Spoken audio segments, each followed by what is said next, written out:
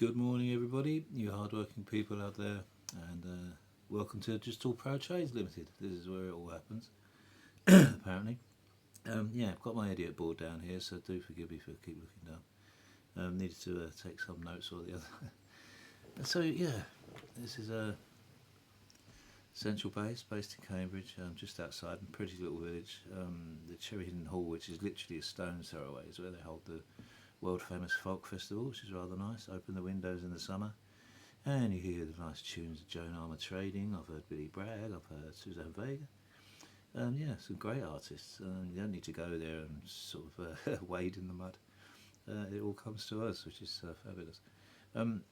So yeah, well basically let's start with this one. Yeah, apparently I've got respect, rewards and results. It really is pretty simple as that. And let me give you a little bit of my history. I started at the building game about 15 years old.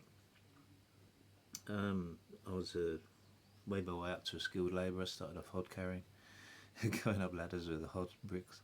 I was looking after 5 bricklayers after a few weeks. I was pretty good at it, like a little monkey going around the scaffolding.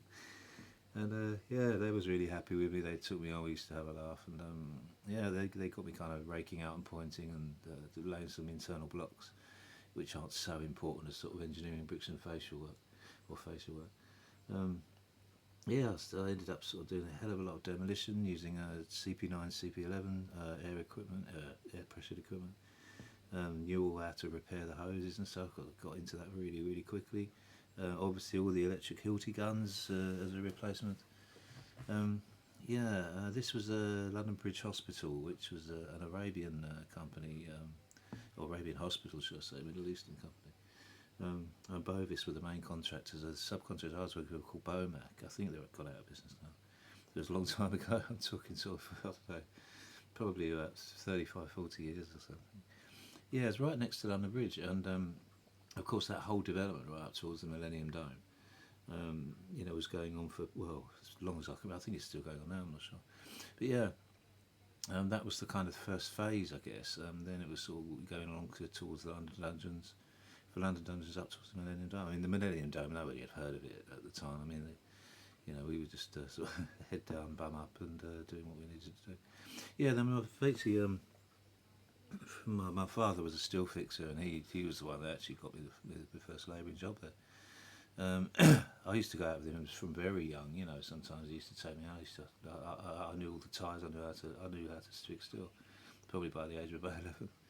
And yeah, very quickly kind of got to grasp with that. And next door, when everything started to sort of finish up at Bovis, at the London Bridge Hospital next door, I can't remember what the contract was or what it was called, but yeah, became a steel fixer improver, and John Lang took me on, steel fixing improver. Very quickly sort of got my head around reading complicated engineering drawings and all the schedules and making my own links on the bending machine and all sorts.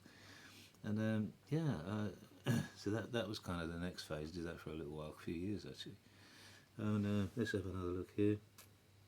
Yeah, then Bovis actually came to me. My father said that they were looking for painters and decorators to sort of do a bespoke kind of block release course with a college in Brentwood, I think it was, or was it Chelmsford, one or the other.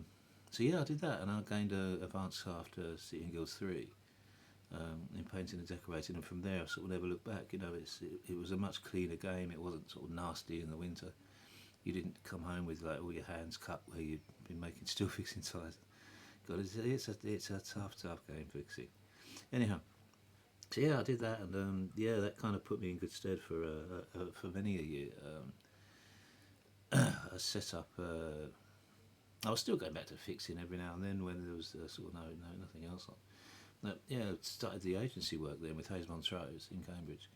Went all over the place. You know, it was kind of Ipswich, Norwich, Norfolk, you name it. And so yeah, I sort of had 2 strings to my bow, really. You know, wherever the money was, I guess.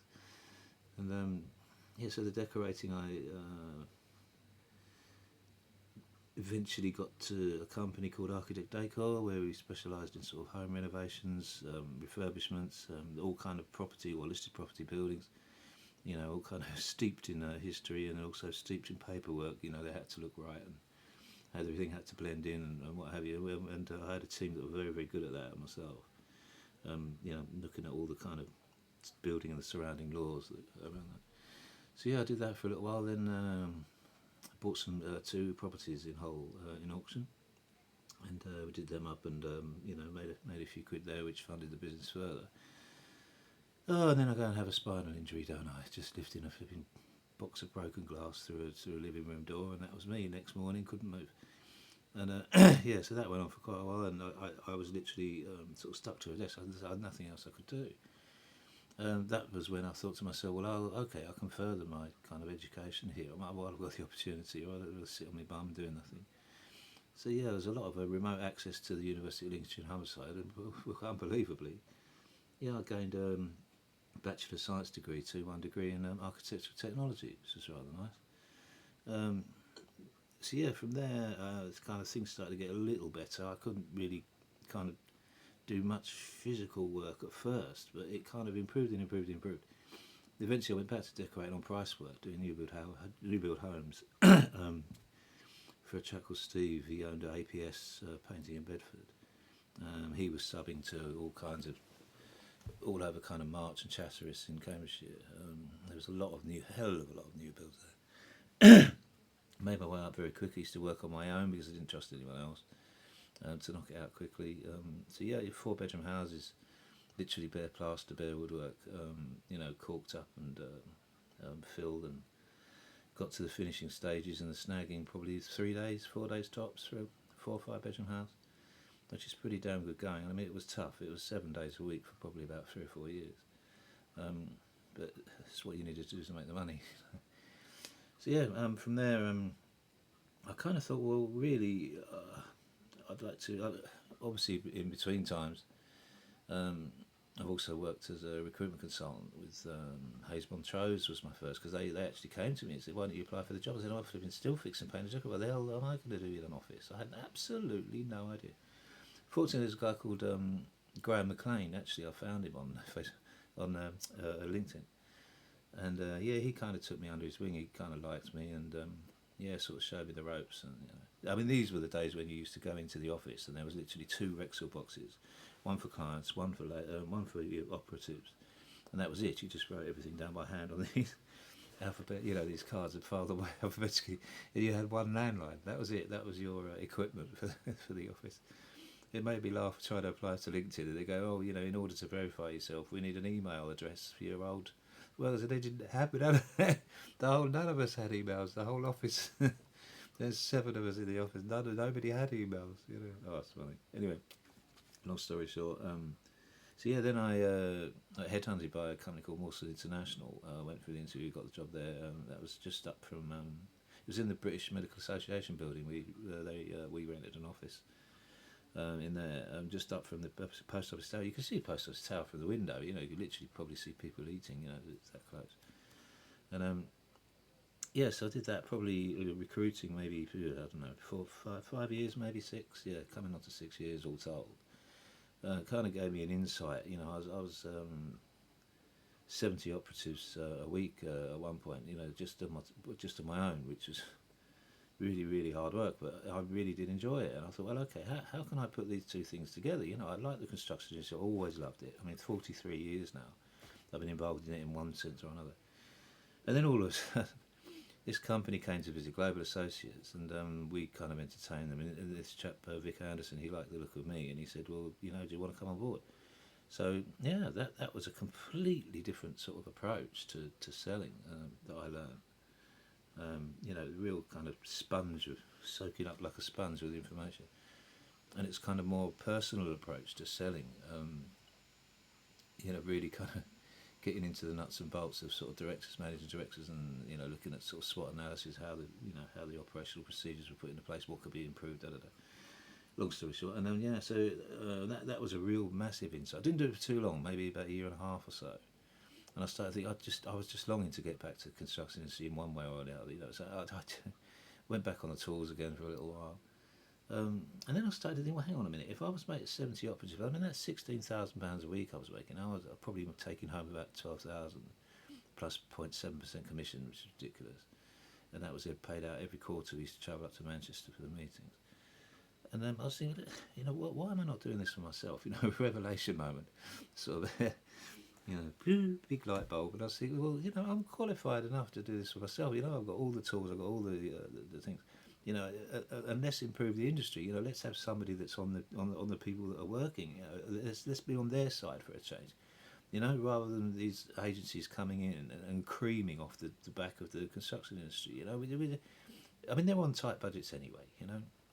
So I thought, okay, I could do this really differently. Make a huge concept. Have the guys have a profit sharing scheme. Every 28 days when I get my profit paid, we've got a back office that do all the payroll and all the legalities and the credit checks and what have you. As long as I tell them the client I'm working for, they credit check and say it's fine. If that company goes bust, my lads get paid up to £3 million is in the pot, to make sure that these lads are paid. And that's important to me. And the other thing as well, of course, accredited with the Construction Industry Training Board.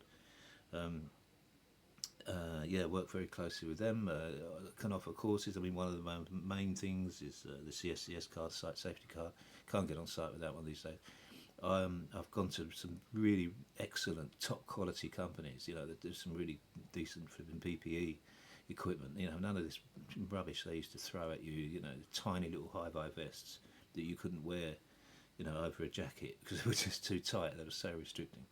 But they go up to 8XL, so you a flipping elephant could wear those, So, boots and trousers, and I've got some really nice shield overalls coming, for the finishing trades. So it's all completely different. All that's paid for by me. These guys can just concentrate on what they're doing. We cover the accommodation, we cover the travel costs, we cover the fuel, we cover the time travelled, obviously dependent on the contract and how long they spend. But, all the receipts are there. It's all covered.